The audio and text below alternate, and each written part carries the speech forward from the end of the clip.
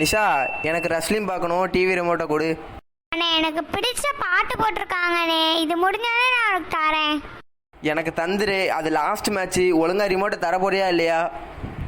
தர முடியாது, நான் அப்பாட்ட வந்து சொல்லிடுறேன். கொடு, ரிமோட்டை கொடு. தரமாட்டேன், கையை விட்டு. என்ன இங்க சண்டை போட்டுட்டு இருக்கீங்க? ரெண்டு பேரும் ரிமோட்டை வச்சுட்டு ரெண்டு பேரும் வெளியில போய் விளையாட போங்க.